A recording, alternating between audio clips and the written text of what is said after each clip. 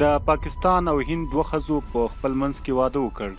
سلامونه او نیکې هیلې ملګرو. که غواړئ چې پوه شئ نو ویډیو تر اخره وګورئ.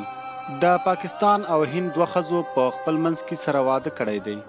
دواړه وایي له یو بل سره له ډېرې مودې راهیسې مینه لري او ځکه یې پرېکړه وکړه چې په خپل منځ کې به واده کوي. دا ښځې یوه یې بیانکا میلی او بله یې سایما احمد نومیږي. د دوی دواړو په واده کې د دوی کورنۍ او دوستانو یې هم ګډون کړی و. بیانکا عیسوي ده چې د کولمبیایي او هندو پلار او مور څخه زیږېدلې ده او سایما بیا پاکستانۍ ده.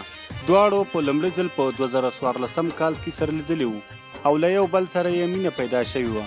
د 2 کاله ګډ اوسېدو وروسته بیانکا سایمې ته وړاندیز وکړ چې غواړي ورسره واده وکړي. دواړو پرېکړه وکړه چې له یو بل څخه بیل نشي پاتې کېدی.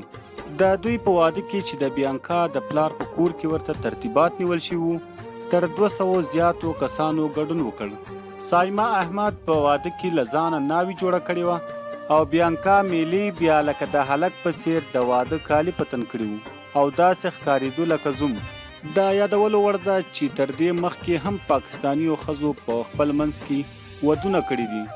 هغه پاکستانیان چې ښځه له ښځې سره او نارینه له نارینه سره واده کول غواړي، هغوی تر ډیره پورې بیا اروپایي هیوادونو ته ځي چیرته چې په دا ډول ودونو باندې هیڅ بندیز نشته. ملګرو، دا وه زموږ ویډیو. د ویډیو په هکله مو نظر په کمنټ کې را سره شریک کړئ. امید ده چې ویډیو به مو خوښه شوې وي.